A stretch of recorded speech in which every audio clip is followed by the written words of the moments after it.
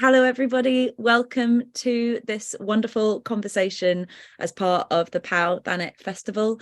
To everyone who is like watching this at all different times throughout the festival, hello.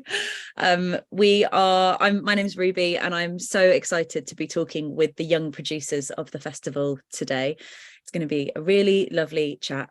There's a little bit of logistic stuff before we get into it. So if you're not already aware, POW is a charity which provides as much free content as possible. And if you're able to, please don't make a donation. We're going to pop a link in the Zoom, but also where this is uploaded, there'll be a link to do that as well. We would really, really appreciate that if it's something you're able to do. And finally, today, I'm chatting to these three wonderful people who are the young producers of POW Festival. These are Sophia, Courtney and Liberty, and they all go to Broadstairs College. They've been cooking up some really wonderful stuff for the festival this year, planning our Youth Art Trail, which is all across Thanet and shows wonderful art from 16 to 26-year-olds. And as well as that, they have a blog on the POW website, which has been sharing what they've been doing as part of the process. And we're going to talk about all of that and more today. So hello, lovelies. How are you doing? How's the beginning of your week feeling? It's all right, you know, so it's a lot more calm than last week. Last week was like all setting up the arts trail. Yeah. And now it's done. Well, so like setup is today and tomorrow, but last week was organizing all of that. So, you know, doing the last minute contact with all the stores and being like, what time would be great for you to like open your store so we can stick up some stuff on your windows. So it was all like trying to get it all together and being like, last minute pieces are coming in, and it was hectic last week. I hope with this bit, at least you've done a lot of the prep work and now you're in it. And that can I often feel much more anxiety and stress like just before something's happened than when I'm actually in it and doing it. Definitely. Yeah. Okay, good. I'm glad. So the first thing I want to ask you, like I'll come to each of you, I guess, but I just really like to hear from your experiences what the process of curating the art trail has been like, because as you've already said, Sophia, like a lot of admin, a lot of logistics stuff. I want to have a bit of the kind of behind the scenes of what's gone into it and what you're all feeling really proud of as you're starting to set it up. So maybe Liberty, could we start with you? Yeah, just like teamwork and organisation, like bringing people along, and and I mean that stuff, it's all of those things are really nice things, but they're also quite stressful and have lots of different layers, don't they? And am I right in thinking that you've been doing the posters, Liberty? The posters, the map. It's been very stressful, but now it's all done. I'm more relaxed now. This week is all about you like sitting back and enjoying the fruits of your labor and like, we all know this. Cool. I'm really glad to hear that. And Courtney, have you been the person who's done the most like liaising with shops and places where you're displaying the art? That was Sophia. I've been doing like the social media stuff. Oh, how have you found that stuff? It's been all right. Like I kind of just have loads of ideas, and then each week I like choose the one that I think fit best, like due to like all the events that goes on and stuff, and I get content from that and then put it on social media. So nice. I quite like that you have a system to it. I wish that I had a system with social media. Sadly, I don't do that right now. It's just all quite chaotic. At first I had like a spreadsheet, and then I don't think I work well with them, so I just kind of I made one for them kind of to see what they had to do to like edit and stuff, and then I just had like a notebook and just wrote down the ideas for myself. So I think it's always really important to understand the best ways that you work, because if you're trying to work in a system that like for whatever reason isn't working with you, or you find kind of stressful or confusing, then that's just like a real barrier. So nice that you've got that as a way of like informing other people, but also having your own space where you can like think up ideas and create. That's really nice.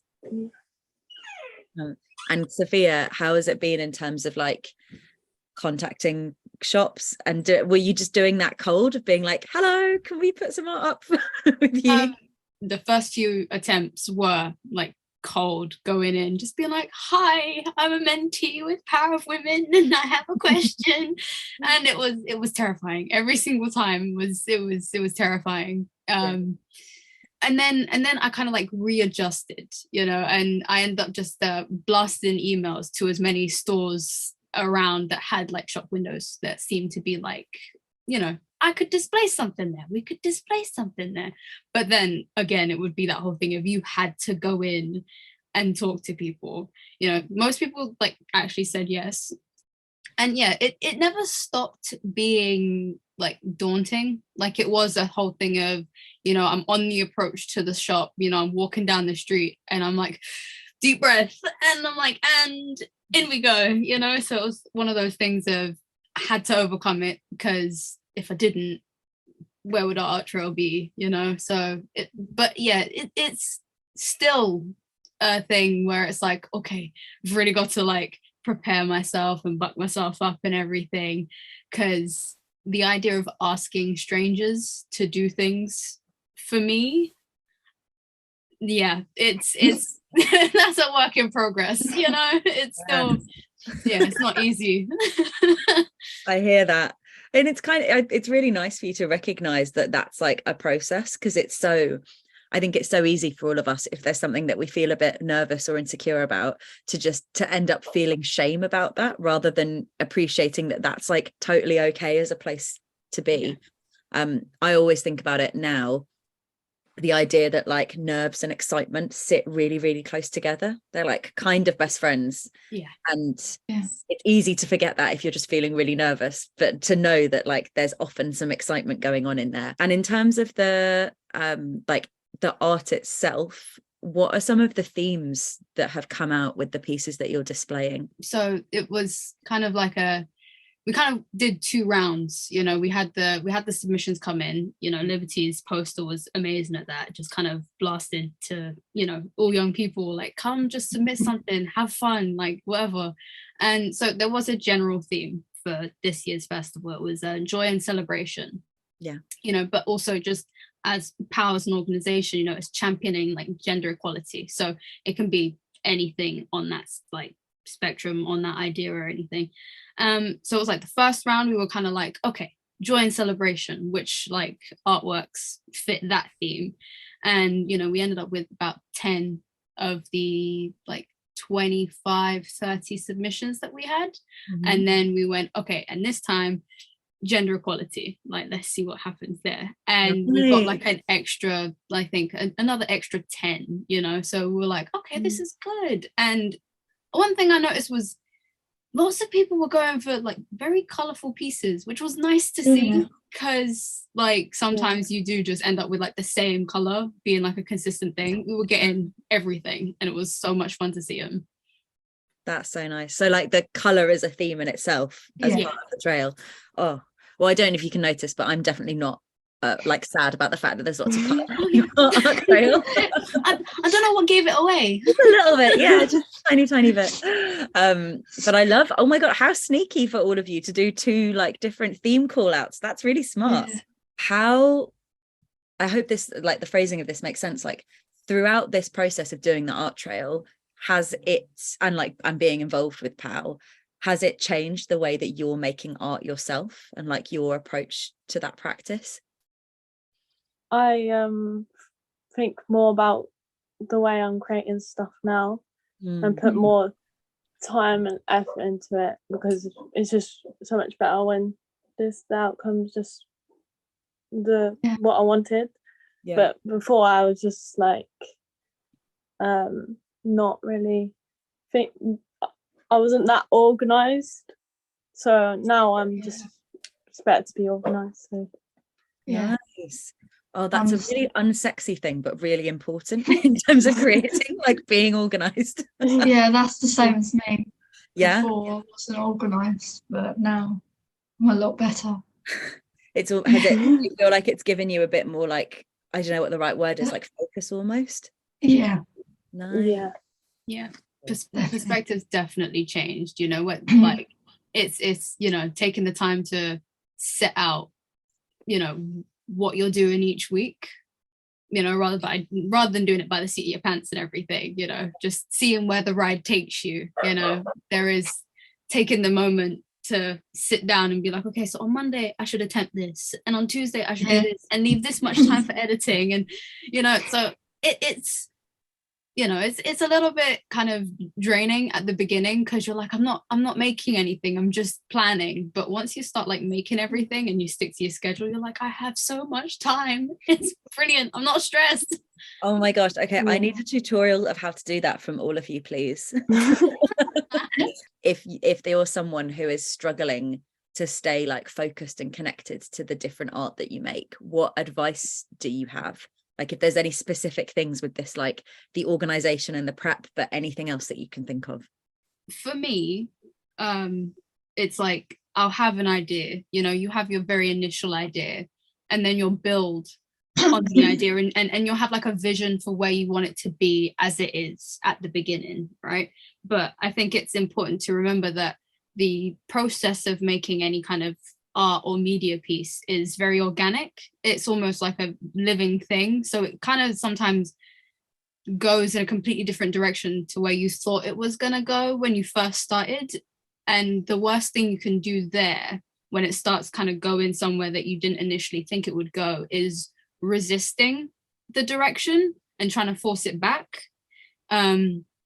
because clearly somewhere in your subconscious somewhere, you know, your mind went, if we do it like this might just be the thing that we want, the thing that we need, you know. So it's all about going on the journey with your work, rather than trying to like, it's all about staying flexible in my opinion, you know. Like, you can plan and it's great, but you do have to leave room to kind of allow your art and your pieces to kind of breathe on their own, if that makes sense. Yeah. Oh, going on a journey with your own work is such a nice phrase. I really, really like that. Thank you so much. I also wanted to ask about the film. Sophia, I think you made a film for POW last year. Is that right? Yeah. Yes, I did. How are things feeling, like looking back on that a year ago? It's always kind of weird to then like look. I'm quite bad at looking back at work I've done. Like, and then when I do it, I think this is really useful. Why don't I do it more? But how does it feel like a year on, and kind of in terms of filmmaking stuff, has there been anything that's changed from your perspective? So it was like, the way I started that project, you know, I didn't intend for it to be like as big or as long as it was. It ended up being like a 10-minute, like almost 10-minute thing. I didn't think it was going to be that long when I did it. And I dipped my toe into like stream of consciousness type poetry, you know. And the editing process was long and arduous, and I didn't think it was going to be that long. And yeah, between now and then I did another like music video project, and I decided to make it a lot smaller, you know, like just made the active choice to make it smaller. And one thing I learned was always shoot more than you think you need. You know, it was a whole thing of I shot, and then I shot some more, and then I shot some more.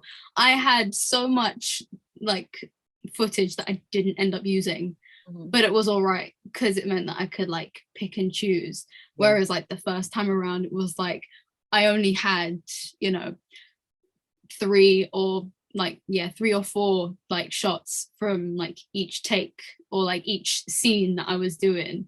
Whereas with the second piece that I did, I had like 14. Wow. So it was just that whole thing of, it sometimes is a little bit tedious when you're like doing the filming thing, but like having as many angles as you get, you know, just kind of builds the story. So that's where I'm at now in my journey. I'm nowhere near the end. I don't like I'm still quite close to the beginning. I want to move on to chatting about what it's been like working with the rest of the POW team. So I actually don't know that much about what the process has been like. So I wonder, maybe Courtney, if we can start with you, of just like, how's it been like going into the POW office, and what have you been doing with them all? So like, I originally, it was just Sophia and Liberty, and then they both was like, did you want to join in and do POW with us? And then I was like, yeah. That I didn't really know what I was getting into, to be honest, but and then we had a meeting with Susan, and then we went into the office, and it just was really welcoming, and I don't know, it was just like, I didn't feel uncomfortable at all, or that they were just, they, like Susan, she's great, and like she showed us like way to express ourselves without being afraid of doing it, and yeah, I really enjoyed it. If Courtney was describing kind of how she was feeling at the beginning of the process, and like the nerves that you like were expressing as well, how do you think you'd compare it to now? Like, how do you feel now being in like the POW office space? Much better than at the beginning. Feel more wanted, and teamwork, and more organised, like I said before. And they just welcome you and make you feel like you're happy and you want to be there. Yeah. And not like you're lost or anything. Oh, I'm so glad to hear that. That makes me feel really happy, because there's something so important about wanting to be able to, like, if something feels a bit daunting, being in an environment that supports that and allows you to kind of work through that, and then to be able to see yourselves now compared to at the beginning of the process, like see how differently you feel. So like at the beginning, I felt like I couldn't be able to do anything, and now I'm like, I want to do this. I just want to have fun. Yeah. That's so nice. You're like, yeah, Susan, thank you. We've got this from here, actually. Yes. That's so nice. And I want to ask about the kind of, I guess, the power of like learning from different generations. So I've got like 2 questions. If there's one thing you can think of that you've learned from the rest of the POW team, who were like all being a little bit older than you and maybe in a different place in their life, and then in turn, if there's something that you think you've taught them. I've definitely learned to, like, I don't know, to show emotions and how you're feeling more, and like it's all right to do that. It feels to me like they gave us confidence in who we are, and like making us just feel wanted, really, and just helping us if we get stuck or anything, feedback, and for me, you know, I definitely learned that communication amongst like your team doesn't get easier. You just kind of get better at managing like a schedule, you know.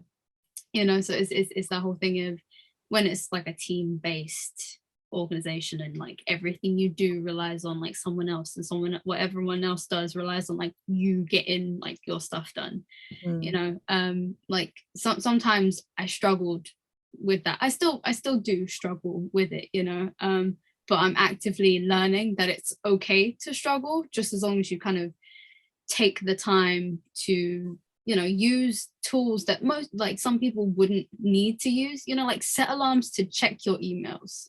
Even if you know that you've checked your email, set an alarm to check it again, because it turns out you've forgotten that email that they sent you. Like, it's just been flung to the dark corner of your brain and left to just evaporate. You know, so and I mean, when we think about what we've taught them, I think it's just we've taught them that like the enthusiasm is always there. You know, you just need to give us a moment to get comfortable, you know? And once we're comfortable, oh, it's a party, honestly. Yeah. It's so much fun. We're all just laughing, joking, and having a good time. You know, it's just, you just have to wait for that moment, Yeah. you know, for us to feel comfortable. I wonder if like Rosanna or Amy or Darren, someone else who's like from the POW team, if there's anything that you want to add from that, of like what you've learned from the young producers. Yeah, hello everyone. So I'm the CEO at POW, and I am so thrilled that these young producers have been part of our team. So I joined in September, so I was new too. And I remember the first day that they came in, and I remember the nerves, and I was nervous too. And it is so incredible to have seen their confidence grow, to see how they support each other, which is a big part of POW, is supporting other women and non-binary people. And we're just so excited to see what you do next as well, and know that POW will always be here for you. We're always here to give you advice, to maybe take you out for a drink after all of this. And we just want to revel in what you do next. And I think you have definitely taught us to be more hopeful. It can be really hard working in like gender equality spaces, and you guys have really taken us on that journey as well. So yeah, very, very proud of you all, and you should be proud of yourselves. And this week it is definitely time to party. There's quite a lot of hard work to do still, but we will party as we do it. So yeah, that's from me. I just want to say thank you, and yeah, really proud of you. Well done. Thank you. Thank you. How are you all at receiving compliments? Does that feel nice, or is there a part of you that's like cringing or like, I don't know what to do with this much niceness? You know, it's one of those things of like, you know, it makes you feel all warm and fuzzy, but like, I don't know how to respond. Yeah. You know? I'm gonna take it, but I'm gonna just hold it here. Yeah. And it doesn't need to be now, but like maybe during the week or like after the festival's ended, really like reflect on it and try to absorb some of that, like those genuine, like really lovely things about you all. It's definitely not the easiest thing to do, but if it's something like, there's one thing that we all need to be practicing more of, it's kind of being able to hear encouragement and care from other people. Yeah, thank you so much. I have a couple more questions for you. So we're kind of going back to the creativity side of things. And if you have, I'd love a piece of advice from each of you, of someone who is struggling with their creativity and feeling like a bit of imposter syndrome going on, feeling like they're not good enough. What would you say to someone if that was like your friend or someone else who was part of the POW festival, someone who was like looking at all of the wonderful art that you've displayed and going, oh, I could never do that, like, you know, talking themselves down? What advice would you have for them? Just make them feel confident in themselves, making them feel like they can do well in things. Oh, I love that. I just feel like I'm being hugged constantly in this conversation. I love it so much. Thank you, Liberty. A lot of the time when we create something, we're creating it with the idea that someone's going to see it at some point. Someone's going to consume it at some point. And then we sit there and we go, but what if they don't like it? What if the world doesn't like what I've made? What if no one likes it? And I just think we all need to take the moment to just be that first thought that you have of what if someone else doesn't like it, doesn't come from you. It comes from the rest of the world telling you that art isn't useful. Art doesn't have a place in the world.